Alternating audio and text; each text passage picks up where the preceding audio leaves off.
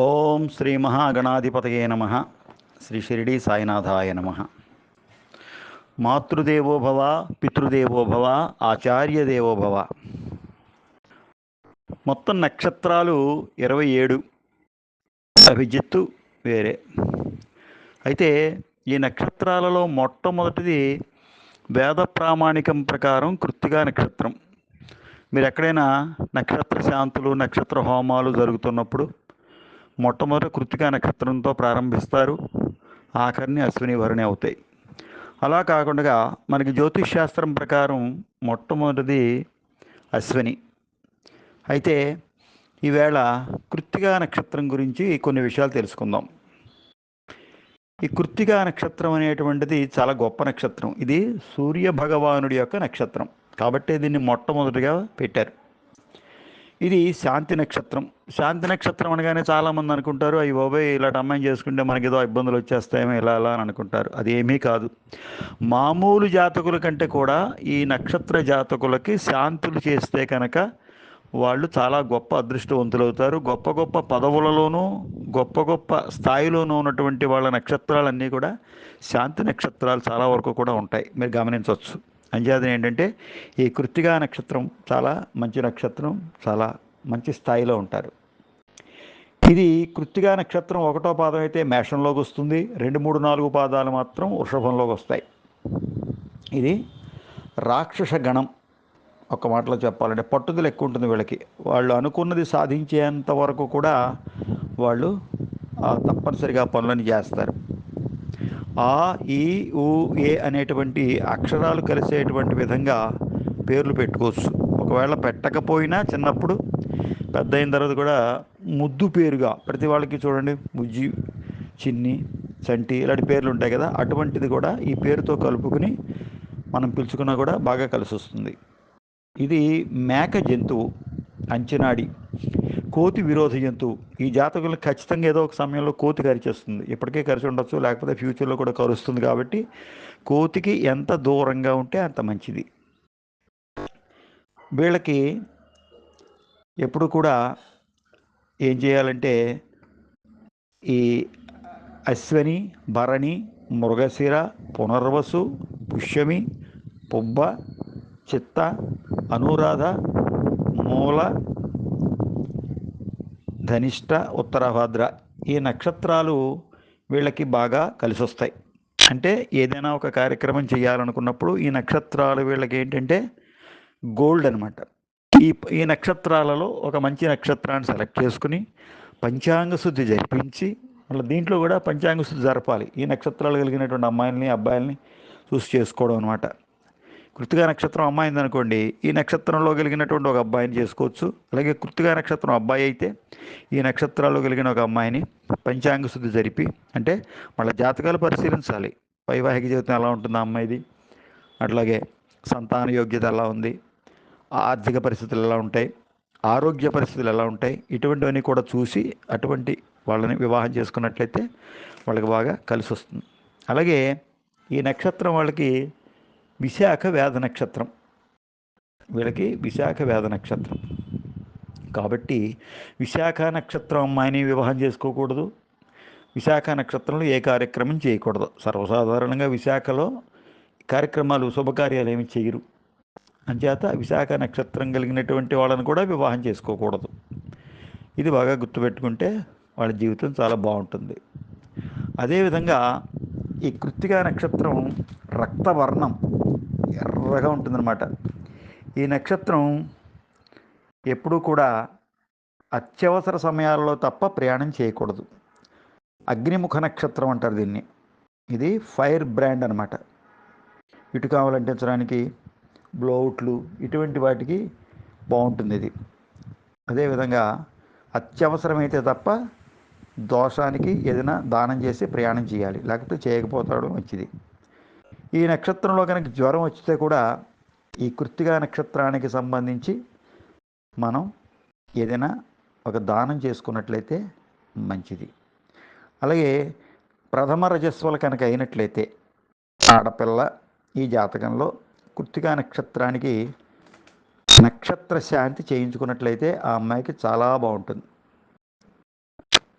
అదేవిధంగా ఈ జాతకంలో ఈ నక్షత్రంలో క్షురకర్మ చేయించుకోవద్దని చెప్పేసి శాస్త్రం చెప్తోంది. అది పూర్వకాలంలో కుదిరింది, కానీ మరి ఇప్పుడు అంతలా కుదరదు కాబట్టి చెప్పలేం. కాకపోతే శాస్త్రం చెప్పడం గురించి చెప్తున్నాను. ఎవరైనా సరే క్షురకర్మ చేయించుకోకూడదు. అలాగే ఈ నక్షత్రంలో చాలామంది కొన్ని తప్పుడు పనులు చేయడానికి కూడా అవకాశాలు ఉన్నాయి. అంటే పరద్రవ్యాన్ని అపహరించడం ఇటువంటివి చేస్తారట. అది మనకి అవకాశం లేదు కాబట్టి మనం ఈ నక్షత్రాలలో జాగ్రత్తగా ఉంటే మంచిది. ఎదుటివాడికి దోషం ఉంది కాబట్టి వాడు ఏదైనా చేయొచ్చు. కాబట్టి ఈ నక్షత్రాలలో ఏదైనా ప్రయాణం జరిగినట్లయితే దొంగతనం జరుగుతుందని. కారణం ఏంటి? దొంగతనం చేసేటువంటి వాడికి ఇది మంచి నక్షత్రం అన్నాడు, కానీ మరి మనం జాగ్రత్తగా ఉంటే అది వాడికి కూడా ఫలించదు అనమాట. మనం అందుకే నక్షత్రంలో ప్రయాణం చేయకపోవడం అవి చేసుకుంటూ ఉంటాం. కాబట్టి ఇవి ఏమీ కూడా ఆ నక్షత్రం అవతలవాడు దొంగ అని మనం తెలిసినప్పుడు ఏం చేస్తాం? మనం జాగ్రత్తలు పడతాం. అదేవిధంగా ఈ నక్షత్రంలో ప్రయాణం చేసినట్లయితే ఆ వ్యక్తికి దొంగతనం జరగడానికి అవకాశం ఉంది. కాబట్టి ఆ నక్షత్రంలో ప్రయాణం చేయకుండా ఉండడమే మంచిది. అదేవిధంగా కొన్ని చెడ్డ పనులు కనుక చేయడానికి కొంతమంది ప్రయత్నం చేస్తారట ఇందులో. అంచేత ఈ నక్షత్రంలో మనకు చాలా జాగ్రత్తలు తీసుకున్నట్లయితే అవేవి కూడా మనకి సంక్రమించవన్నమాట. అందుకే ప్రయాణాలు వద్దు, ఎట్టి పనులు చేయొద్దని చెప్పేసి చెప్పడానికి గల కారణం. అలాగే ఈ నక్షత్రంలో కనుక జన్మించినట్లయితే వాళ్ళకి మంచి తేజస్సు ఉంటుందన్నమాట. కృత్తికా నక్షత్రం అంటే సూర్యభగవానుడి యొక్క నక్షత్రం కదా. ఆ నక్షత్రంలో పుట్టినటువంటి వాళ్ళకి మంచి తేజస్సు ఉంటుంది. అట్లాగే చాలా తెలివైన వాళ్ళు అవుతారు, మంచి బుద్ధి ఉంటుందన్నమాట. భోగభాగ్యాలన్నీ కూడా అనుభవిస్తారు ఈ జాతకంలో పుట్టినటువంటి వాళ్ళు.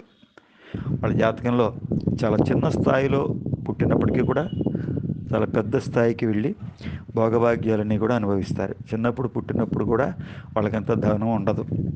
తన యొక్క శక్తితోటి, తన యొక్క శక్తి సామర్థ్యాలతోటి ఆ జాతకుడు ఉన్నతమైనటువంటి స్థితికి పెడతాడు. ఎదరవాడిచ్చిన దానికంటే కూడా తన సంపాదనతోటి తాను గొప్పవాడవుతాడు. ఒకవేళ తల్లిదండ్రులు ఇచ్చినప్పటికీ కూడా ఆ ధనాన్ని పక్కన పెట్టైనా సరే తన సంపాదనతో గొప్పవాడేటువంటి జాతకం అన్నమాట ఇది.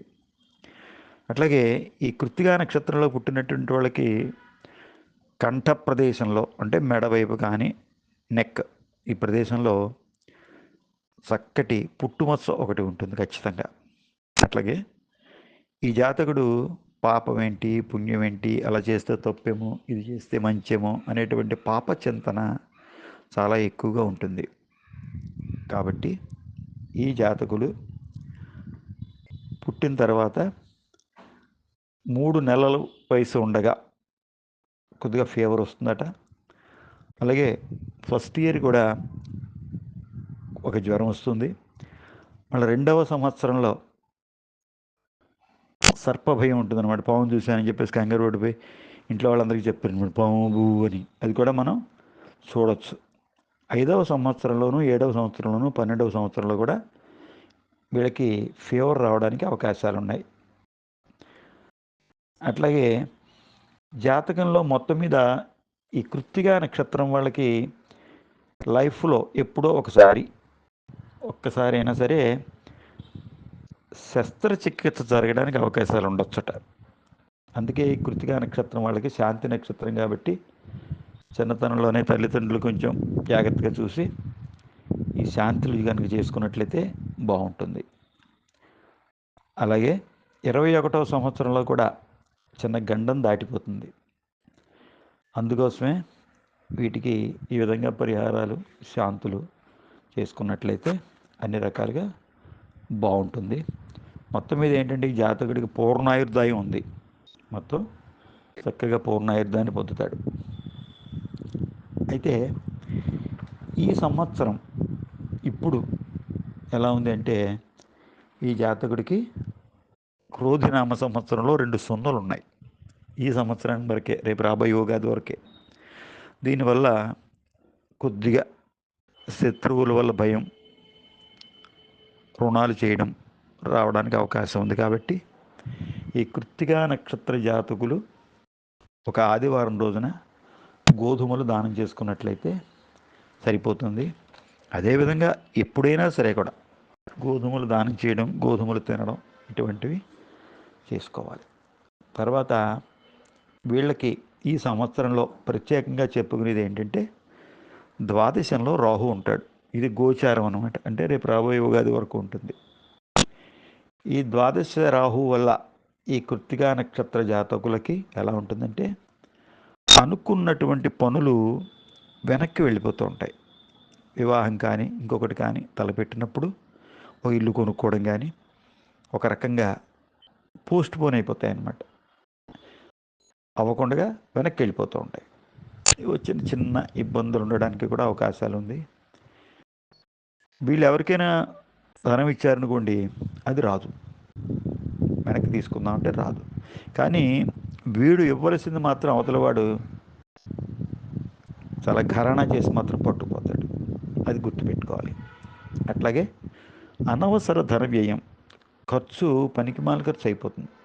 మీకు ధన వ్యయం కూడా మంచిగాను చెడుగాను కూడా పెడుతూ ఉంటుంది. ఒక శుభకార్యం చేసామనుకోండి, లేకపోతే ఒక పెళ్ళికి ఎవరికో సహాయం చేసామనుకోండి, అప్పు ఇచ్చామనుకోండి, లేదా ఒక గుడిలో వేసామనుకోండి, తిరుపతి వెంకటేశ్వర స్వామి హుండీలో వేసామనుకోండి, అది ఇంకో దేవాలయంలో ఇచ్చారనుకోండి, అది సక్రమంగా మారుతుంది.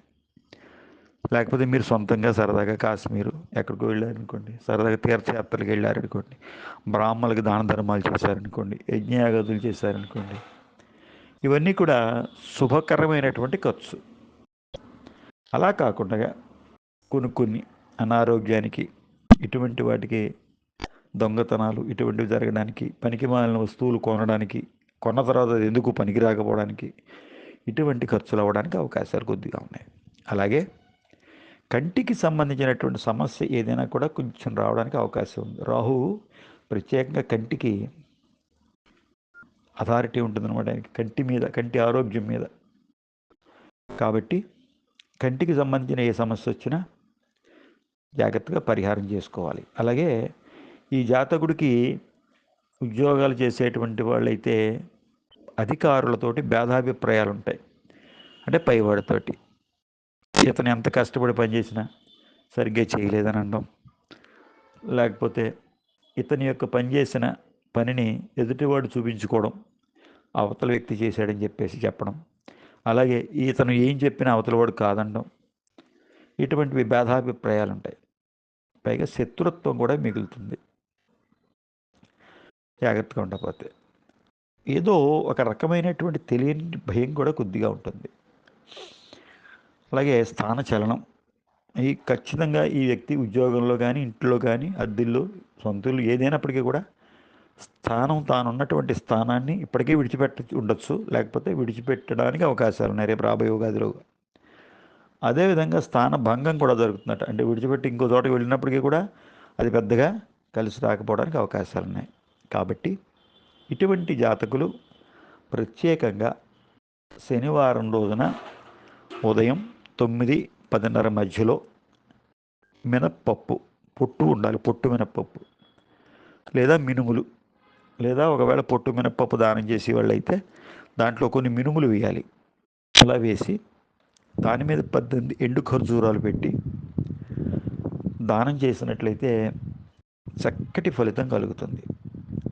అదేవిధంగా ఎవరికైనా అవకాశం ఉన్నప్పుడు 18 గారెలు ఉల్లిపాయ వేయకుండా చేసి దాన్ని పందికి పెట్టండి. ఒక పంది కానీ 2 పందులు కానీ చాలా దూరంగా ఉండి పెట్టండి. రాహు వరాహ రూపంలో ఉంటాడనమాట. మనకి రాహు దోషంలో ఉన్నప్పుడు చతుష్పాద జంతువులతో భయం ఉంటుంది. అలాగే సరీసృపాలు, పొట్టతో పాకేటువంటివి, పాములు, తేళ్ళు, ఇటువంటి కొన్ని జంతువులు ఉంటాయి కదా, వాటితో కూడా కొంచెం ఇబ్బందులు ఉండడానికి అవకాశం ఉంది. కాబట్టి వాటికి దూరంగా ఉందాం. ఏం చెయ్యదులే అని చెప్పేసి అనుకోకుండా రోడ్డు మీద వెళ్తుంటే ఆవో, దున్నపోతూ, ఎద్దు ఏదో ఉండొచ్చు, పర్వాలేదులే అనుకుని వెళ్ళొద్దు, దూరంగానే వెళ్ళండి. కనీసం ఇటువంటి వాళ్ళు గోవుకు ప్రదక్షిణం చేసినప్పుడు కూడా చాలా దూరంగా చేయడం మంచిది. ఈ విధమైనటువంటి జాగ్రత్తలు కనుక తీసుకుని ఒకసారి మినప్పప్పు, ఒకసారి ఎండు ఖర్జూరం దానం చేయొచ్చు, లేదా 2 కలిపి ఒకేసారి చేయొచ్చు.